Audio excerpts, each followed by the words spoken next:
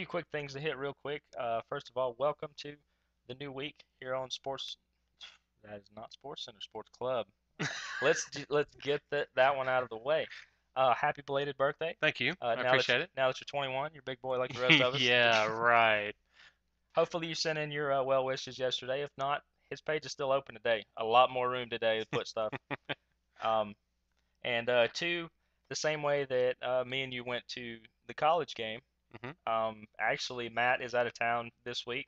Uh, we wish him a happy Thanksgiving and everything. He's hmm down in Tampa. He is actually a few rows behind Dwayne Rollison right now at the Tampa Bay Lightning game. Must be nice. Must be, must be. And we're here because we wanted to talk to you. This is right. But let's hit the week that was. All right.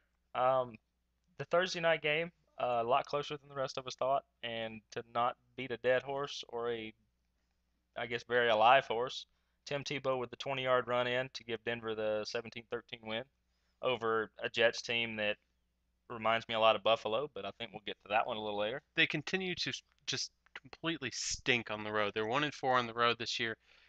The Jets team hasn't, and their offense has been stagnant. They haven't had an offensive touchdown in the past eight, or they've only had two offensive touchdowns in the past 8 quarters. And to me, I don't know to blame Sanchez or all the top name receivers who are supposed to be these great catchers, and yet they're dropping 4 or 5 passes apiece.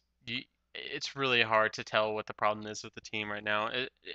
On top of everything that has come out today, that Rex Ryan has been fined $75,000, which we actually mentioned last week that he could be fined. It was $75,000 for the expletives that he yelled at the fan. You can't drop those F No, bombs, as Lee Corso figured out.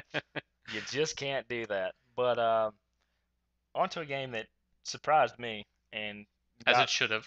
it. I didn't see this coming at all. Tampa Bay actually hanging in against the Packers for a long time. They end up falling 35 to 26 to them, but for a while Tampa Bay looked like they could hang with the champs. They did, and for a while, it was really, really close. And Josh Freeman made a heck of a comeback in the back end of the second half.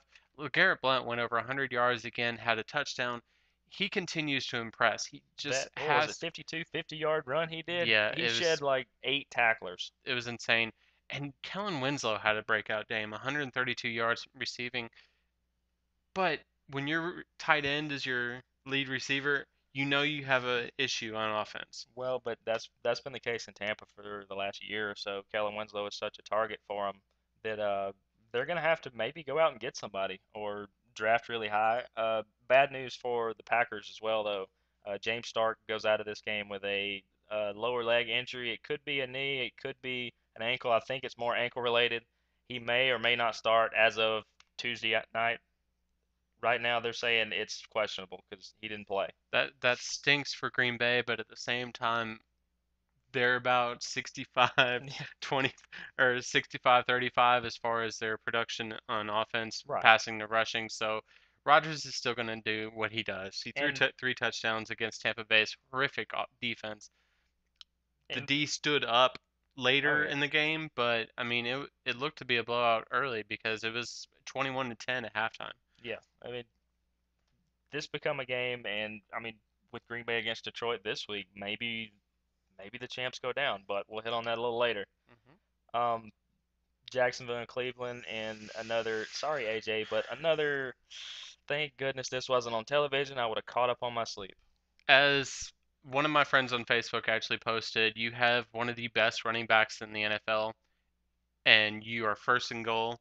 MJD. Why are you not running the ball? You threw the ball 4 straight times. Absolutely. And this guy's a power back. He's built for the goal line. He's a Jerome Bettis type runner. Except for Jerome Bettis could never hit the corner this fast. But 14-10 on that one, Cleveland over Jacksonville. Um, and what was another shocker as well, the fact that Cam Newton kept Carolina in this game against Detroit for a while Yeah. until you just can't beat Stafford. 5 touchdowns, I believe. Hopefully, Chris, you put him in instead of Matt Ryan. You usually ask me every week. You didn't ask me this week. I hope you put Stafford in because I told you that's a default choice. Nothing personal to Matt Ryan, but Stafford usually throws for more. Carolina actually had a lead in this game at halftime. You're looking at a 27 to 14 lead. So you're sitting there going, wow, why did I pick Detroit in this game? And then Matthew Stafford comes out throwing. Actually, I had Carolina in the game. I was kind of hoping it would hold up, but 335 yards, 5 touchdowns. I mean, he just had an outstanding game. You can't, that's the same Stafford that used to lead UGA. yeah, there's not much you can do against that. Exactly. Another game there was a couple shockers this week, which is good because next week probably not so much. Yeah. But Dallas and Washington went all the way to overtime in this one, and there was no turnovers from Dallas, yet they only won by a field goal in overtime, 27-24. What happened? Grossman had a good game. Who? Yes, I know that's Who? it's shocking. Rex Grossman actually had a good game. 289 yards, 2 touchdowns. It's a pretty solid game for a quarterback who has been sitting on the bench for most of the or for part of the season because they actually are having a quarterback controvery. I really see them But trading up to take one in the draft this year. But I mean, when did Rex Grossman wake up and find an arm? I mean, did he borrow Hugh Jackman's robot arm from Real Steel or something? no, but Rex Grossman had an arm. I mean, you have to think he did lead a Chicago Bears team to a Super Bowl. He was good in Florida. I remember him beating a lot of people. Yes, he was. And but Dallas, I think, finally just realized, wait, this is a terrible Washington team. But at the same time, the past like 6 instances between Dallas and Washington have been between 7 points. It's true. So It's you had to think that it was going to be a very close game. Didn't think it was going to be this close. I thought it was going to be more of a 10-point blowout kind of thing. But absolutely. I thought for sure. But another close game, like I said, 24-27. Dallas takes that one in overtime on the road. Dallas is actually pretty good on the road this yeah, year. Then you had Buffalo and Miami. Um, Once again, I'm going to have to mention that the Jets and the Bills have a lot in common. They started off with so much promise and so much hype. You could throw Philadelphia in this one if you want, but Philadelphia started to show up.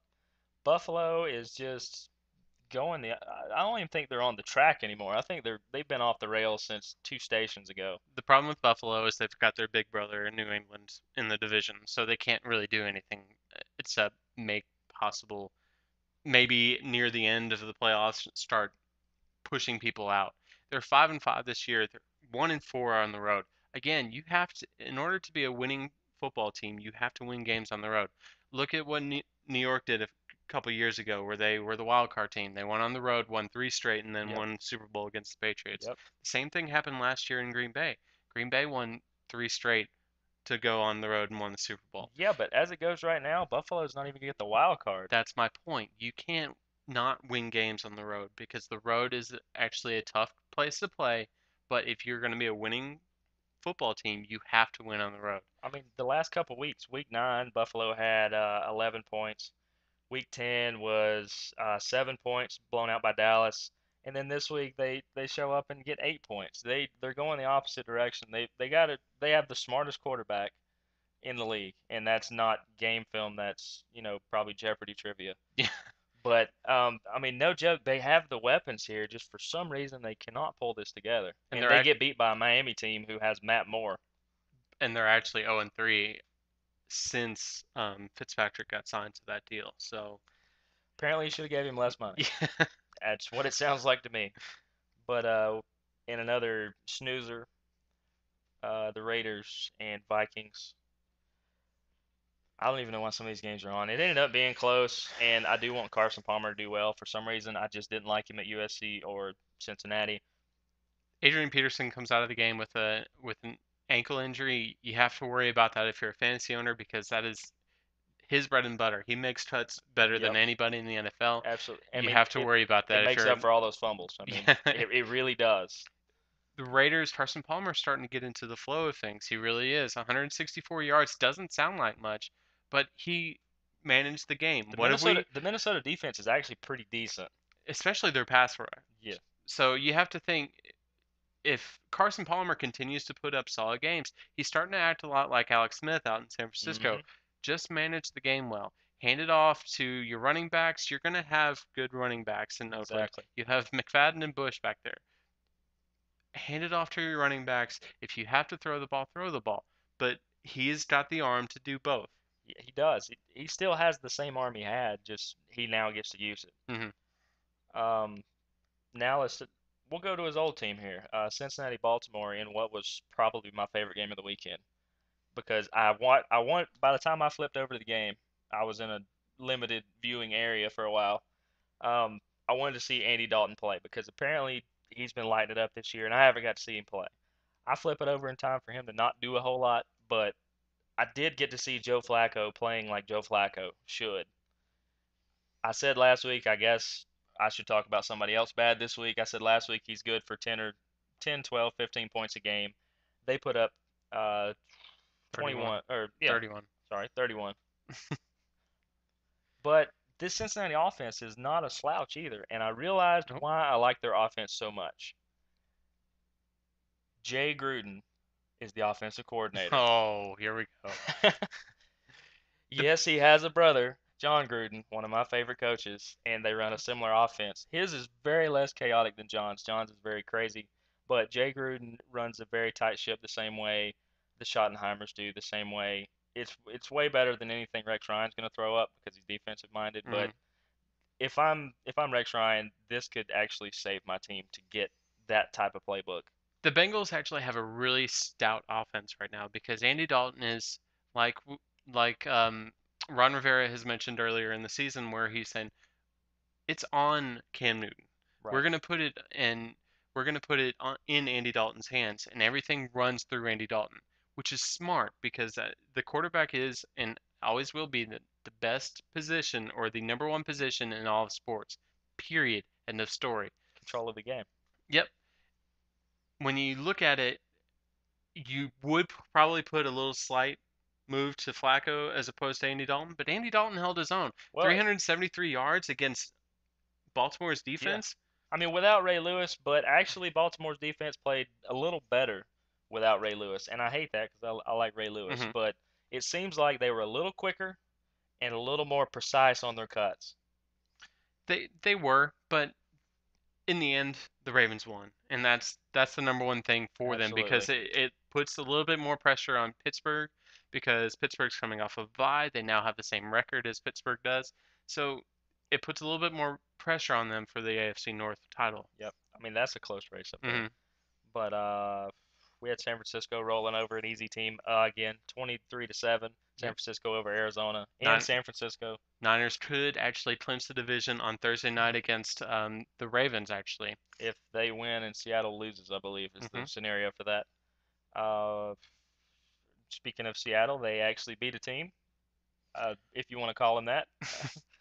St. Louis loses 24-7 to Seattle. Bradford actually got sacked 5 times in the game. He was under pressure all game. It's hard to throw the ball, let alone even manage the game when With you're no under line. pressure.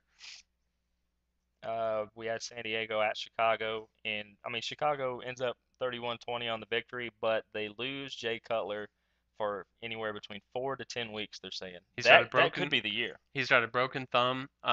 He actually underwent or went under surgery for it to fix it. He's out at least for the rest of the regular season. They haven't ruled a timetable yet, but a, early reports said regular season. Um, they have named somebody. Yep, I was very excited about this.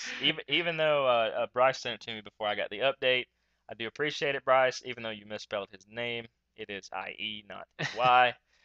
Caleb Haney sighting now. Caleb Haney is now officially the starter for the Chicago Bears, and we've been on Caleb Haney's bandwagon since day one of last season.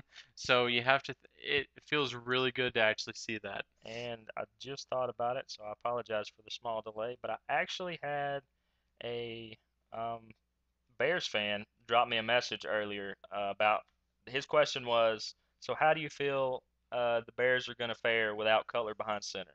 And I told him I'm a big Caleb Haney fan, so I'm going to be a little biased on Hmm. this, but basically I think by the second game under center, he's going to have a feel for this offense. He will not be a Jay Cutler. They're two completely different type of quarterbacks. He's not. He doesn't have the same mannerisms. He doesn't think in the same direction.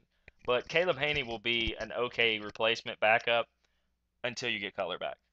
I think Caleb Haney is going to be an outstanding backup. It's We've talked about this earlier in the season how the backups are really important. Caleb Haney is about to be the most important man in Chicago Bears Backups right and now. rookies are running the table. Yes, they are. The Patriots actually whooped up on the Chiefs last night in Monday Night Football, 34-3. Tom Brady continues to just tear up off our defensive secondary. Oh, let's use a new word. He bedazzles.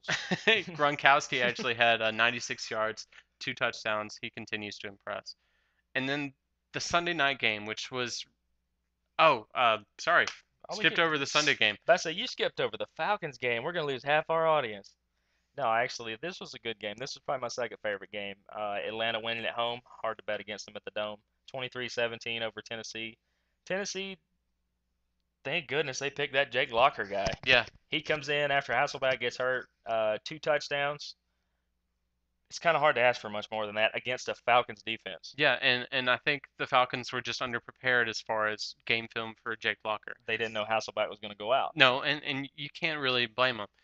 The Falcons D actually stood up near the end because Locker actually had another chance Hmm. down near the fourth quarter, but the Falcons continue to try to make the playoffs. They've got a nice little road ahead, especially with Minnesota coming up, They do with have the Adrian outside Peterson, shot, but with it's Adrian tough. Peterson out, and with Houston coming up with Yep, Schaub out. They do have a good chance to maybe go um, 8-4 the next two with the next two games, but we'll see.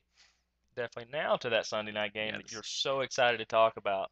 The only And reason I'm excited to talk about it is because the Giants, who everybody wanted to say was either the second or third best team in the NFC, got beat by an Eagles team that have they were 3-6 coming in. it's just not been a good season for the Eagles. Andy Reid actually prepared really well for this game, came out and game planned. Vince Young, this was the first game in the NFL season that a team has overcome 3 interceptions and actually Hmm. won a game. Vince Young, Vince Young looks like a major mm, league pitcher trying to play an arcade game. This little number, this is how he passes, guys. So if you miss the game, think about 50 of these, and that's about what happened. And I mean, we've had other people with comments saying that Vince Young is a good and a winning quarterback because he has the numbers. He's like 31-18 as a starter. mhm. To be fair, I could be a terrible quarterback and win 3-0 in every game, and everybody would think I was good because I'm 10-0. The thing that the Eagles actually managed well was they managed the clock. They actually ended up with 36 minutes, which actually left Giants down to 25.